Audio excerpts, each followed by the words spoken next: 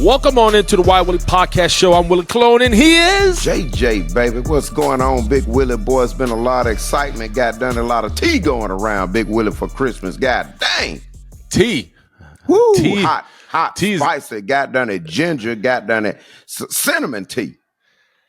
I don't even know if it's tea, Jay. Like I think it's boiling hot. This it's just grits on the stove.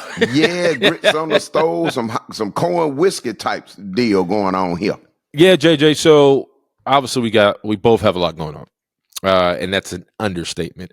I want to attack you first because I think you're more important for everything you have going on. With everything you have going on, excuse me. For those that don't know, I'm going to give you the floor, and even I want to put a little asterisk next to this podcast episode because we are short in time. We are taping this on Christmas Eve. JJ has a family and has a lot of things to do and intend to. I do too.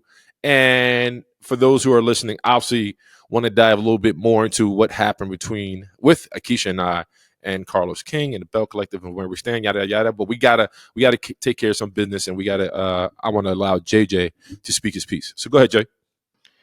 Yeah, Big Willie, it's a Merry Christmas for some, but it's a Christmas that you try to make the best of, for many as well, especially for me and my family, because unfortunately, my mom passed. Mm-hmm. Sorry about that, Jay. It was a very hurting situation for me, Big Willie, and I know I did everything I could, try to spoil my mama like the queen she was, Big Willie, and when I tell you, that's the most hurtful pain, which I know you already know because you lost your mom. And Big Willie, that's a club, like I say, I wish nobody, to ever join. And man, for me to go in there and for the doctor to come in the room and tell me, she's not gonna make it, Big Willie, that turned my world upside down. And ooh. Yeah. I'm with you. It's all right. That's You can let it out, Jay. Listen, that's the worst thing you can hear, Big Willie. To hear your mama ain't coming back, Big Willie. Mm-hmm. And for you to have to hold all that grief in you, because my baby brother was up in California, and then my sister was up on a trip, to Africa. And the doctor no, you can't tell her. You gotta wait till she come back because you gotta think about it. She already had lost her son last year, and then all of a sudden we lose our mother this year. And I had to wait till my brother come back from California so me and his dad could tell him when he get here, so he won't be so far away, have a nervous breakdown. Then I had to wait on my sister to return Sunday so I can tell her, and you got to think about it, all this happened about 4:00 December the 12th in the evening time. So I was holding all that hurt in, until the end. And Big Willie, it's a pain like no other. And man, you just don't know how many seconds of the day, minutes of the day I don't sit here and just pour it out, man, just knowing that my mama gone, man. Mm-hmm. And I tell anybody, Big Willie, my mama told me, and I told you several times. I listened, I told her mama ain't never heard it like that before, but she said, when you born into this world, you cut from your mama biblical cord twice. She said, once when you're born, and another when your mama leave here.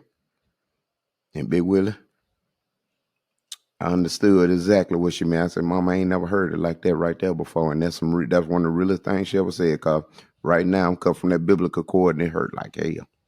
Mm.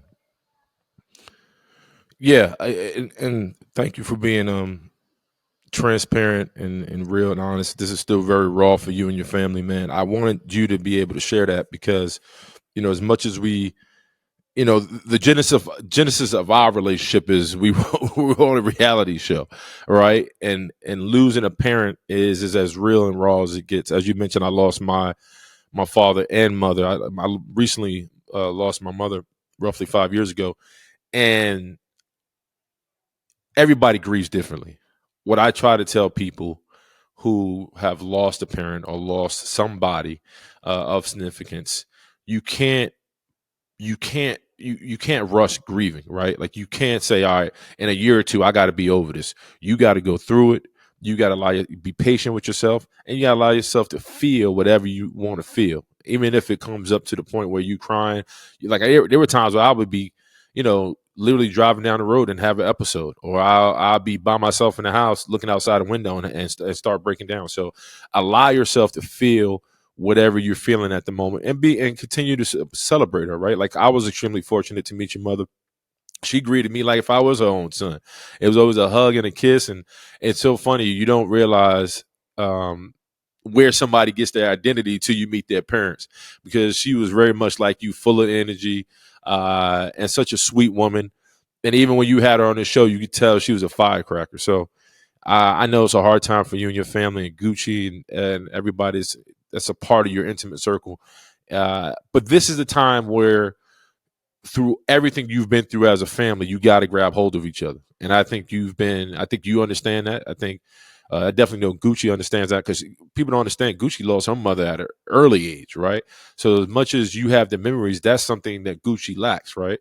Because she only has a short, I guess, memory span of what her mother was to her onward and forward. So it's a tough time, and I just wanted to let you know we love you. We're praying for you. I know you've been kind of on the low, kind of handling it, being the man of the house, handling your family, and everything that goes into that.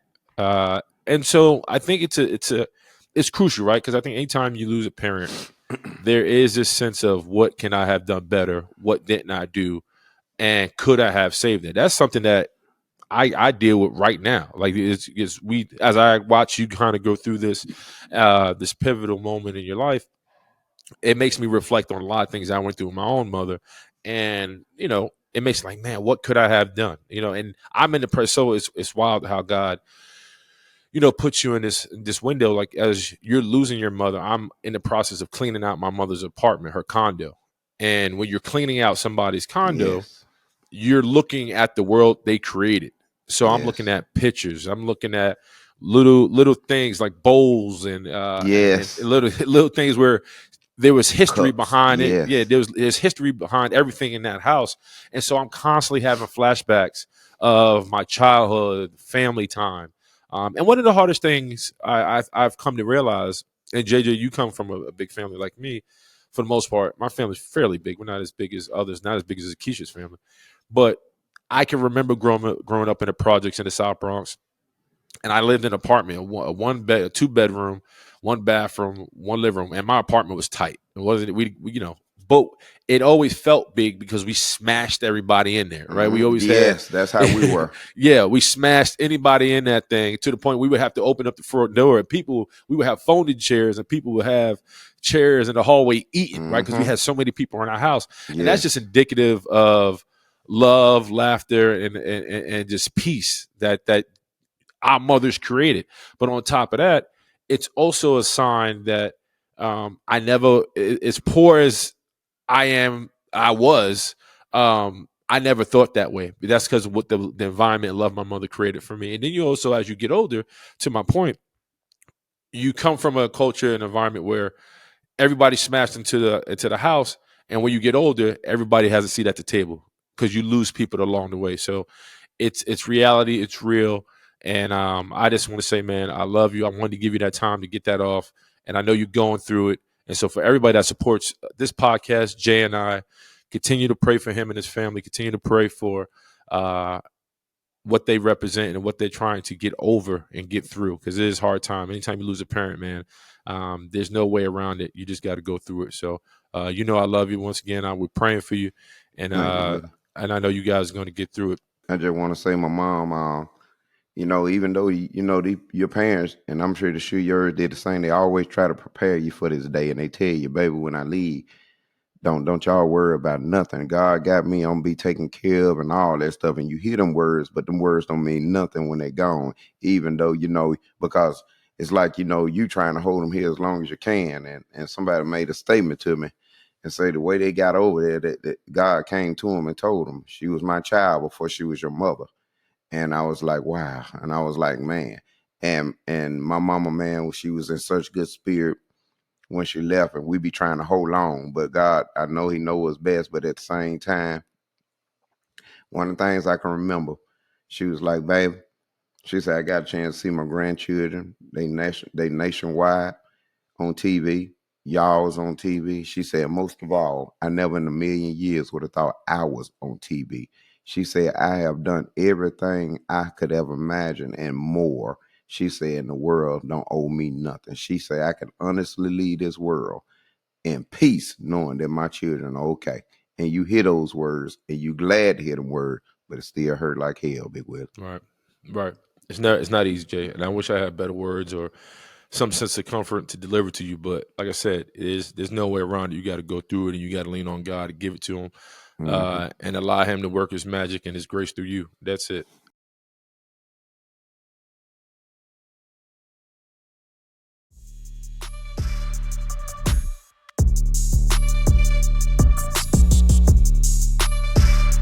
So listen, I had the opportunity to jump on Carlos's King uh, live stream, and I saw you, Big Willie. yeah, and it was to talk about the final episode of this season's Belle Collective, which um, was a brawl that pretty much broke out at Cliff and Latrice's fine establishment, if you will. Yes. JJ, you were there. I was there.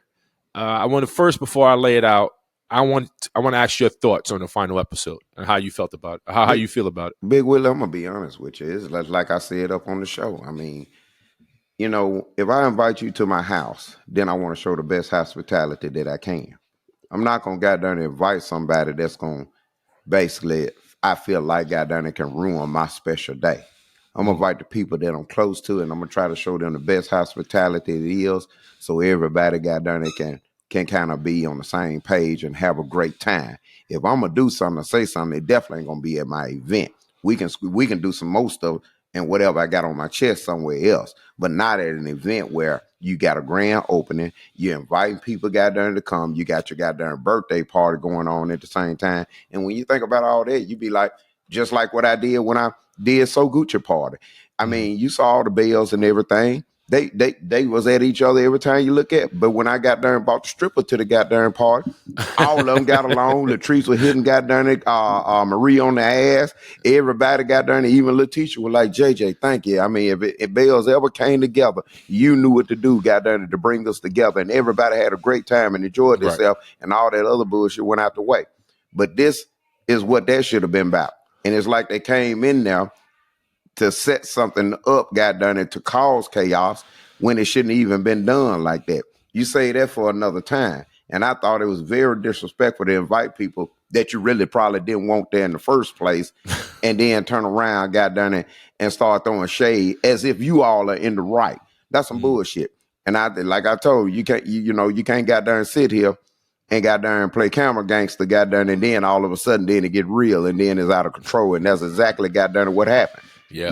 And my thing is, it shouldn't have been done. I thought it was full of disrespect. That's not the way a person invite people got there to the event so they could got there and entertain and have a great time. And it was their fault. They shouldn't have never got there and brought it on, because we came in there in peace and got done. We Damn was ready sure to have did. a good time. Matter of fact, we complimented them. We got done and told them how nice the establishment was, how good the got done and food and everything basically was, and how everything was looking. And it's like they got amongst themselves, and it's just like you say, when they get around each other, then they start acting totally different. And that's what caused it. The people got done it that was looking at it saw it, and I think what they was trying to portray, it backfired on. That's my honest opinion. Right. So a couple of things. One, the final episode, so let me just pivot a little bit. So last night, Monday, we're shooting this on a Tuesday. Monday, I had opportunity to once again jump on Carlos's King live stream, which he does every Monday night, and it was about the final episode. And he did a great job of allowing me to have his platform to explain what happened and how did it arrive to what we were able to see between the cussing and the fighting and all the other nonsense. And for everybody out there, you can, I'm pretty sure the episode up, or it will be up. You can find it on Carlos's episode, this past episode, of how I felt about it. I don't want to do too much. I don't want to dive too much into that because I'm quite frankly over talking about. I'm tired of talking about it. But I think there's a couple things that need to be said. Mhm. One, when Keisha and I started or was invited to be a part of the Belle Collective, we knew we was going to have some obstacles because we don't live in Jackson, Mississippi. Keisha is from Jackson, Mississippi. I'm obviously from the Bronx, New York. Being a part of the show, I didn't know what to expect. However, I did know anytime you're a part of reality TV, you got to be prepared for what reality TV brings into your life, meaning the messiness, the drama, and also some sense of discourse. We were prepared for that. Moving forward, I think as we went through these seasons, and you have to now reassess every season and what that means to you in your personal life, right? Like, I think we went into it with goals. It was an opportunity for us to put ourselves on a national platform, explain to the world what we're trying to do, give Akeisha a chance to be the face of the revitalization of Fair Street in Jackson. It gave me another avenue to show my personality and what I could bring to TV, alongside collectively Keisha and I, to show what a positive Black family looks like on TV. Those were the goals, and show how we can do that together as a family, on top of having fun and be a part of reality TV.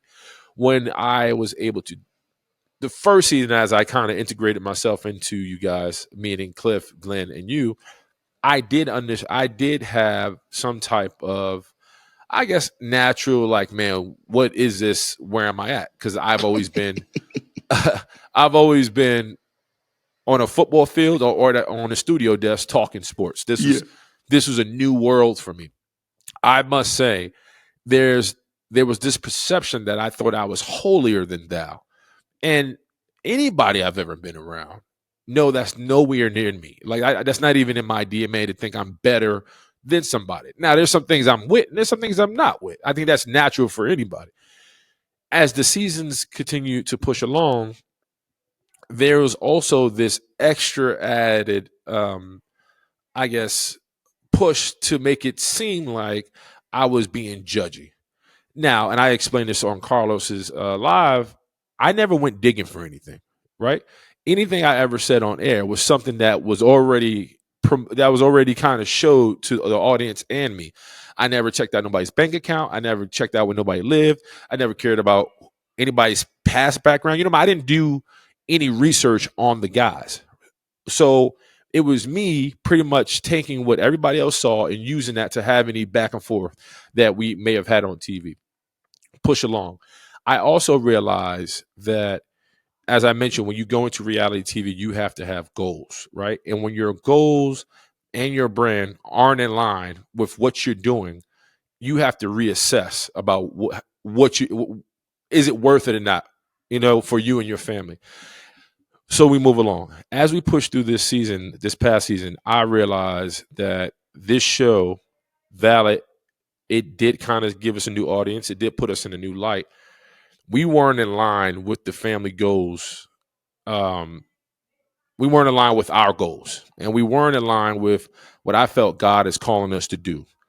One of the things that's troubling about being a part of reality TV is sometimes you don't control your narrative. And that's right. You're right, because there's a lot on there that doesn't get showed and said that we actually say and do.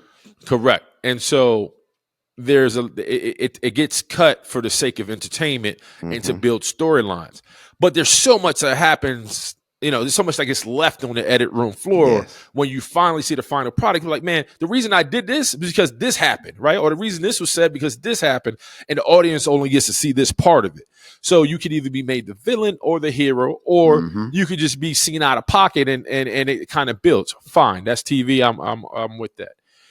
What was most troubling about the final episode, and I stated this on Carlos's thing, I take full accountability for what happened. I was most disturbed about myself through it all because I'm a leader of a house now, right? I'm a leader of a community. I represent brands that are bigger than me, and I understand that I hold a huge responsibility. Just like you, Jay, you have your own business. People know you in Jackson. They look at you in a certain light. Yes. And watching myself, Jay, curse, fight, just pretty much get outside myself. Yeah, you got your element. Yeah, I was letting some folks down, and most important, I was letting myself down because I know the standard I hold myself to. And I don't know if you know who Dan Patrick is. He's a big sports anchor. big time sports guy. Yeah, Anyway, I know. Dan Patrick, right? So I was listening to him talk one day, and somebody asked him, how come you don't do the Olympics like Bob Costa? And he said, he goes, well, I don't like the way I sound. I don't feel like, if I'm not entertained by me, and if I don't like me on camera, then I know the audience is not going to like me because I'm not comfortable and I'm not my best self. If I'm not my best self, I can't be the best for the audience. And that always struck a chord for me. That always like, well, that's somebody who's comfortable in their skin and confident that their best, them being themselves is good enough and worthy enough of being on camera. If they're not comfortable with themselves on camera, then they can't be themselves for everybody else to enjoy. And watching myself on Friday was like, that's not you, Willie, right? Because I'm from the Bronx. I grew up fighting. I was always the chunky kid. I was a chunky athletic kid in the projects. So I was always getting picked on. My mother had disability. She had lupus. She had a massive stroke and had one leg, use of a one leg, right? And so I was always teased. I grew up in the locker room, right? So I'm used to that type of banter between men and whatever. But you also got energy to feel when it's going sideways. Yes, with all that too. So watching myself, I was like, I don't like that. I don't like me. I was embarrassed by it. And then I also had this other epiphany, which I stated on Carlos's thing, which was, you know, I'm okay with getting in scraps by myself. But when I'm in a scrap with my wife and my niece and my sister, and I'm fighting two dudes, you know, if you think about the situation, I was the only male from my side of the family by myself. I didn't have a brother. I didn't have an uncle. I didn't have anybody. It was just me.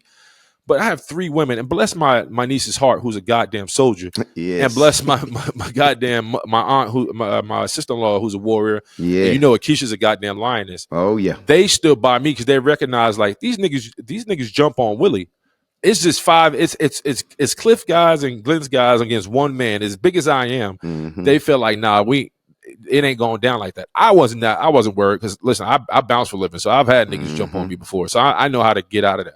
Oh yeah. But to fast forward, man, the narratives of that we came there with 15 people to unalive people, which is so dumb. For everybody that supports us and continue to support us, me and my wife did not orchestrate a goddamn cartel, and it definitely wasn't y'all event, right? To come mess up Cliff and Latrice's event. We also didn't come there to do anything other than to attend the event and go home. What do we get out of messing up an event that has nothing to do with And to be us? honest with you, Big Willie, before you go into father, I remember the guy down the recording. I don't know who got it, but your niece, Keisha family, they was on the floor dancing, having a great goddamn time. I wish we could find down there doing that. I mean, they was having a ball. I wish I could find that stuff footage. Did not start until Cliff and goddamn Glenn started that stuff because they was out celebrating, drinking, and dancing. Matter of fact, dancing with them too, having a great time. So I wish we had footage of that because I wish they would show footage because prior to the melee, if you will, my wife, Akeisha, her niece, Latrice, her people, they're all getting down on the dance floor, shaking their asses, having a good time, laughing. It was more fun than ugly. It only got ugly too, obviously, to what you just mentioned. Push along. My wife and I'm allow Britt, our producer, to show you the clip last night at the end of Carlos's live stream. My wife and me in agreement decide to say this. I just wanted to step in. I am excited that Belle Collective has been picked up for another season. I got my pickup letter. And I know that's right. We were excited about that, and we want to congratulate Carlos, and we want to congratulate the show, and thank you for allowing us to be a part of the platform. But unfortunately, we will not be returned. So just wanted to say that. The colognes are done. So thank y'all and Merry Christmas. And our attorney has sent a letter to the attorneys of Kingdom Reign. So just want to let y'all know because I didn't want Carlos to find out any other way. Well, listen, thank you so much for everything you brought to the show. You know, you have a friend in me, a family in me as well.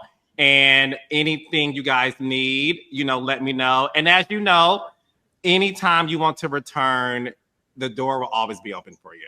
Thank you. Thank you for having us. Merry Christmas to everybody. And thank you. Much love to your beautiful family. You guys. So there it goes. My wife dropped the bomb on Carlos's live stream. People have been talking about it from east to west coast, north and south. JJ, you watched the live stream. What is your thoughts on what Big the people Willie, now know? I'm gonna be honest with you. I was looking at the live stream.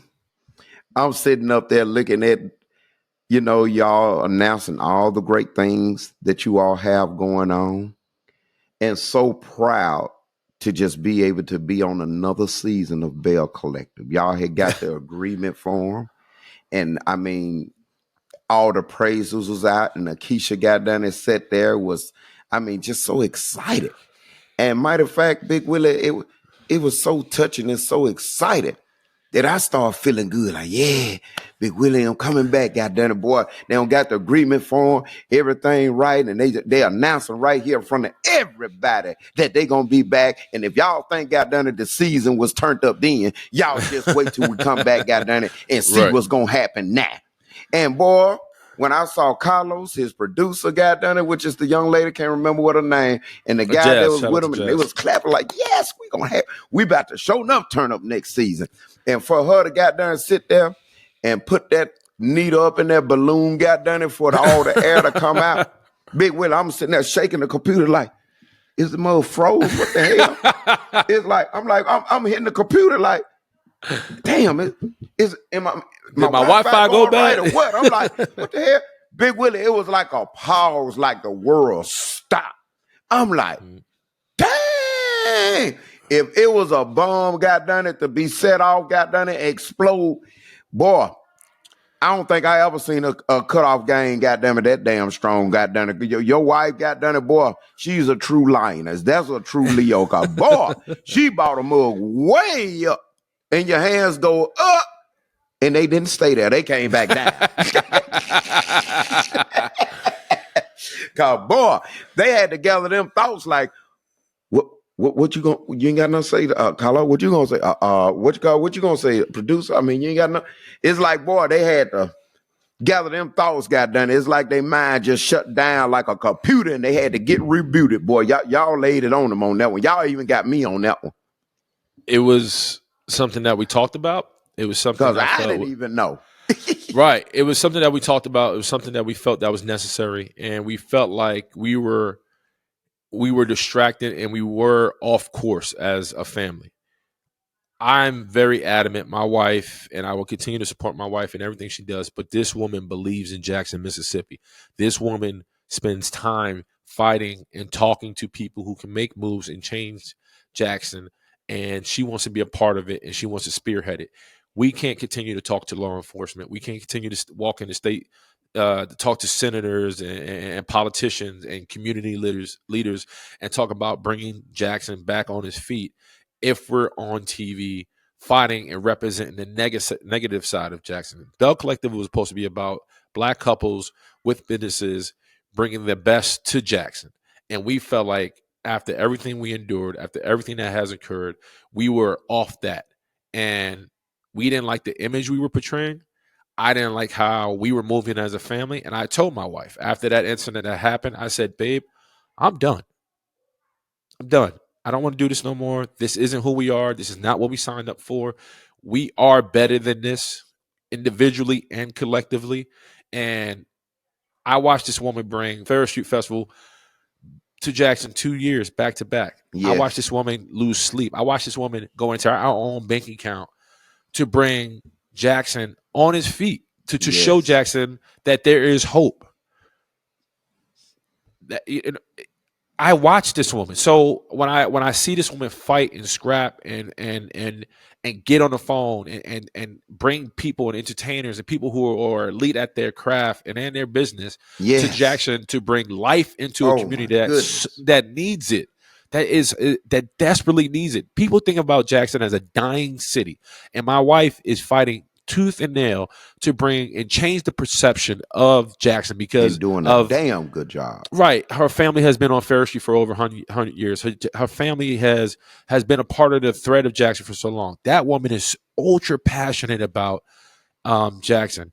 And what we exude and what we trying to do don't match. And you have to stand and believe in something. And if you believe in something, how you walk and how you talk all have to match. It all has to be in line. And we have to allow God to work. And for God to work, we have to have faith in him. And we got to do the work on ourselves to make sure we're aligning what we're trying to do with him. And we were out of alignment. And that is as clear cut as I can say it. I don't have any negative words for Cliff and Glenn because at the end of the day, it's not about them. Seriously. It's about my wife, our family, and what we're trying to do and the legacy we're trying to build. I told you, Jay, this on camera and off the camera, on the phone, off the phone. You and Gucci are the best thing that happened to Akeisha and I. I must say the same thing. Verse vice straight up, Big Willie. Right. Vice so versa. I'm not trying to be mushy about it. I believe that through and through. So what's next for the Colognes? What's next is for us is to continue to serve and fight to be a pillar in Jackson, not only in Jackson, but here in New York and the Bronx, for us to promote a healthy, positive, loving, fun family image and brand. And on top of that, show folks that if you stay true to yourself and committed to what you want to be, you never have to worry, right? You got to stand for something. And what we stand for is positivity, love, and excellence overall. And I think, and I got to say this isn't a knock on Carlos. I thank you, Carlos, for giving us an opportunity. We will not sit here and play victim to what has happened. What we will say is you gave us an opportunity. We feel like the opportunity was worth it at the time. As of right now, we're not in alignment. So we have to leave and we have to stand on that. And we got to believe where we're going and what we're going to do. We got to give it to God and we got to move forward, and we will. So for everybody that wants to check out the live, check out Carlos's live. Thank you, Carlos. I'm pretty sure he may feel some type of way, which is fine. But right now, Akeisha and I have to do what's best for our family. And I also think we also want to let people know you got to stand for what you believe in, even if it costs you fame, even if it costs you whatever you're seeking from vanity, right? You have to have some type of core values, and that show wasn't in line with our core values. While you up on that right there, you do look at you. If you don't look at it, you used to look at WWE, right? Yeah, for sure. So y'all just gonna leave me and so Gucci in the ring, got down there, everybody jumping off the top rope, got down there, y'all in the back somewhere, don't know what's going on. No, because you and Gucci are warriors by yourself. No, but I think you're gonna do whatever you do, Jay. And I'm gonna if you guys remain on the show or whatever, however you continue to proceed, we got you. We got you. Yes, like sir. that's not even. That's not whatever you guys want to do. You guys have a lot on your plate. And after the recent loss of your mother, there's a lot of reevaluating you guys have to do. Yeah. And I know how much them girls mean to you. And I know how much your family means to you. And I know how much of a man you are. People only see the hair and the funny, but through and through, you are one of the most solid fucking human beings I know. Thank you, Big Willie. And I mean that. And I don't say that being flippant or kind of in the moment, because your character away from me, I know how people talk about you. Yes. And they feel the same type of way. You know what I mean? So it's just not me feeling one way because you're my dog. Yes, I know how I feel about you. I know other people feel about you. So that brings some continuity. Yes, but I just want to let you know, me and Keisha got you on Gucci. Okay. That's we in that. And we in that. Whatever you guys should do, however you guys choose to moving forward, you are family, and that's what it is, and nobody can change that, or nothing can change that. This show is just an opportunity for us to kind of. Y'all, one of the best things happened to us as far as this show as well, and man, everything happened for a reason, and I think the show had to come for us to run across each other, to meet each other, to be where we at up in life right now. And I feel like this relationship, it didn't just start. I think this reunion we have gonna go a long ways, and Big Will, I'm glad it happened so we can meet people. And I always ask God to put the right people into our life, so we can be even more successful, be on the same alignment with one another. It ain't just about us, it's about our kids. What I can do, goddamn, for your children, being the goddad or uncle, whatever I need to be for your children when they're around. They call you Uncle Jay. Yeah, Uncle Jay, and sitting there being there, for them. So this is like a bond, like more than just running into each other, just being on the show. This is about family. And that's one thing my mama believed in, family.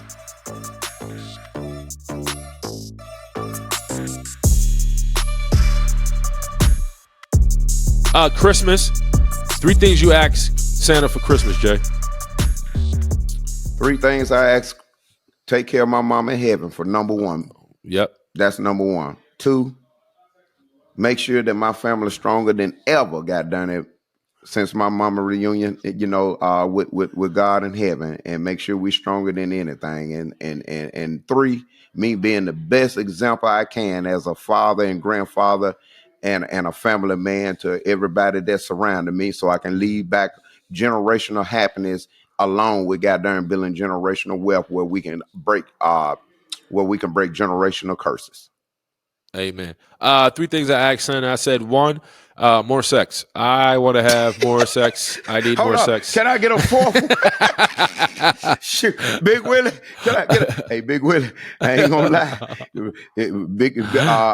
So Gucci might thought goddamn the devil jumped at me last night because I had to relieve all that goddamn stress. Man. I need a session myself. I got a packed house. More sex would be great. So Santa, if you can talk to Keisha, that would be great. Number 2, we got a family vacation coming up with the kids. I'm looking forward to that. So we're going on a Disney cruise. So thank you, Santa. That's already in the works. And number 3, man, I need a new pair of workout shoes because I've run through 2, and both pair of my shoes smell like a corpse. Well, Big Willie, what size you wear? I'm a size 17. God so damn. We gotta my order shoes. that, don't it? Yeah, of course you do. Or you got to cut it from a cow. My shoes stink, so I gotta get some. I haven't bought myself a pair of shoes or sneakers in a long time. So a good workout pair of tennis shoes. Yeah, and just where something would to you kind even of order the shoes from? How can you go online and even order shoes? It's called oddballs.com. There's a big shoe line. Okay. So I know how to get it. But so that's on the Christmas gift. But overall, man, it's Christmas is no longer for adults, it's about the kids. So I get to enjoy them. So I'm excited to wake up Christmas morning with my babies and watch them tear shit up and go crazy. So I'm excited about that. Once again, for everybody out there, thank you for continue to support me and JJ, but also continue to support me and my wife. Once again, we are no longer a part of the Belle Collective. We have formally said goodbye. And for everybody that said that was a strategy move, sure. That's I mean, there won't be no gray as far as who fired who or how they go about it. We felt no like storyline. There was no storylines. It was us saying goodbye. Thank you. We no longer want to be a part of this. And thank you to Carlos King and Kingdom Reign for allowing us to be a part of their platform. But it was time for us to exit, and we did so. And thank you for my wife for allowing us to show the world where our hearts and what we want to stand for and what we believe in. With all that said, we do have a podcast called Fuck It, where you can watch me and my wife. Our lovely producer, Brittany, will be producing that. And we will expand on the brand and continue to promote what we stand for: love, opportunity, grace, excellence, and community. So thank you for all the love and support. And JJ, before I get out of here, any last words? Stay tuned for the reunion.